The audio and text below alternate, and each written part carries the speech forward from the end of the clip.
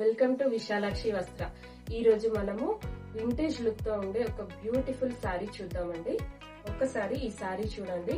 Combination కూడా ever green combination, green and pink.